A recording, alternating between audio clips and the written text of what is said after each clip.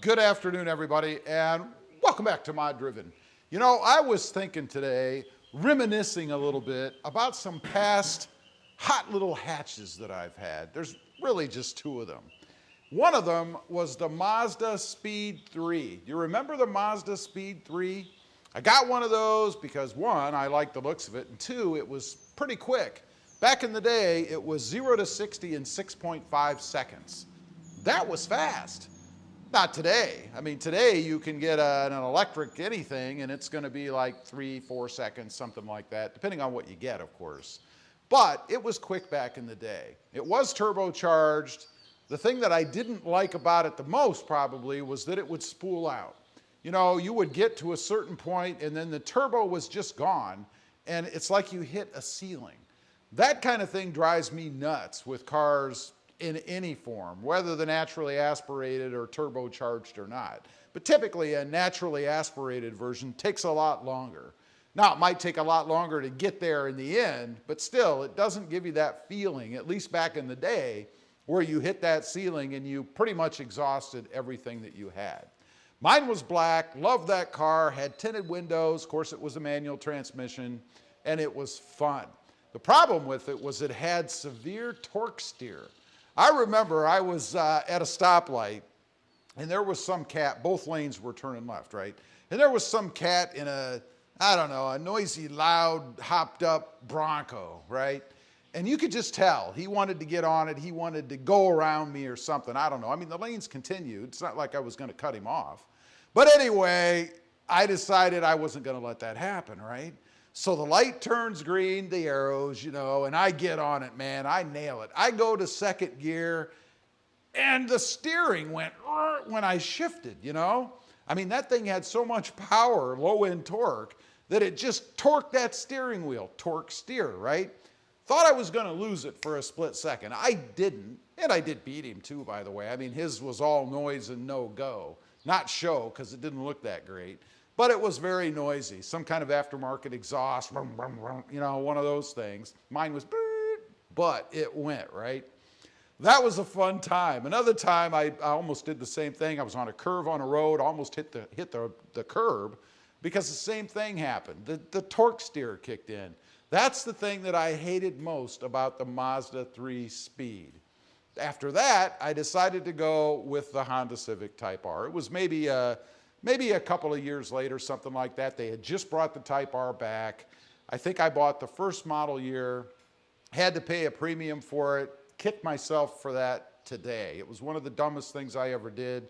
I think I dropped $5,000 in the form of a premium just to be able to buy the car. Of course, you paid sticker for it too. It cost me a fortune. It was nuts. But I loved the car. It was that blue color, red everything on the inside, 6-speed manual, had the big wing on the back. I mean, you can just imagine, right? But it was awesome. It was fun to drive, but there were a few things that I didn't like about that Type R either. After having it for a while, it was an attention magnet. Everybody, including the black and whites, were looking at it, right? And I didn't do anything crazy in it. I mean, for me, acceleration is probably the funnest part. Taking off from the lights, getting to the speed that you need to get to, not really exceeding it or anything, just wanting to get it up to speed to be able to enjoy it. Running through the gears. It's another thing I didn't care for too much though, was running through the gears because it was very notchy. I mean, you just felt like you had to be right in there. And I know there's a reason for it, obviously. They wanted it to be precise, I get it. It had a little bit of rev hang too, you know, you'd hit the clutch and it'd still continue. That wasn't too much fun.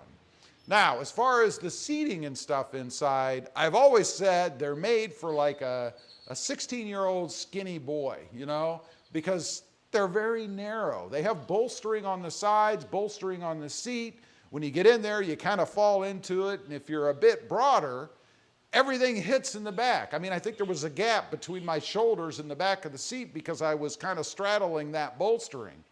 Wasn't the most comfortable thing in the world, and the seats were kind of hard too. I mean, I know, again, they did it for a reason. They want you to stay planted in the seat because typically I would think it's more of a track type car, right? You're going to be taken out to the track. You don't want to be flying all over the cab. You want to be held in. Some people I had seen back in the day, and probably still today, change out the seats and put the shoulder harnesses in for just that reason. That's a great look, pretty cool, but practically from a daily driver standpoint, not a whole lot of fun. And that's what I did with the car. I daily drove it. I'd drive it on the freeway to work, drive it home at night.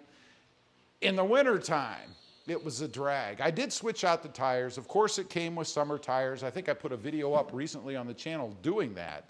And that was an old video, by the way, just kind of showing some of these things that I had done, my experiences with the car. But anyway, I had to screw around doing that. Then I had to store the other tires. And it still didn't have great traction in the winter because it was pretty powerful. 0 to 60 time today in a Honda Civic Type R, a 2023, is 5.1 seconds. We're almost sub 5 seconds in that car. Now, that's 1.4 seconds faster than the Mazdaspeed 3 was. So it's a pretty quick car. I see one around here actually in my area. I think I've seen a couple of them. I saw one today.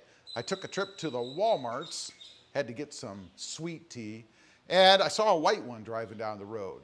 I got to admit, kind of makes me miss it a little bit, only because it is such a cool looking car and I know how fun they are to drive because I had one. Going back to the premium, I dwell on this because I was so stupid for doing it. You know, when you go to trade the car off, unless Honda were to stop making them, which was rumored back in the day, there was always talk that Honda was going to cut production. They were going to stop. That was the last year. Well, that had never happened. I mean, this was like 5, 6, 7, 8, whatever years ago, whenever they first came out again. So they'd be more valuable, and you might get that money back if they were to become scarce.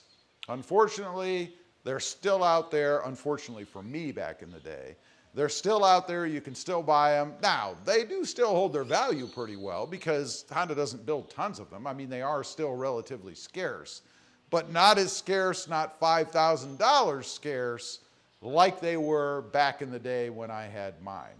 Anyway, I was just thinking about that, you know, a couple of the hot hatches, so to speak, that I have had, the Mazdaspeed 3, the Honda Civic Type R. I think ideally for me, if I could kind of mesh those two together, maybe come up with a Mazdaspeed R or something, I would have had the perfect car. Take the seats from the Speed 3, put them into the Civic Type R, keep the engine the way that the Type R is set up so that we don't have that torque steer, that we don't max out the turbo. Maybe a couple of other things. I do think the Type R looks better, so we'll keep the appearance. Anyway, leave a comment. Let me know. Ever have a Mazdaspeed 3 or the Civic Type R?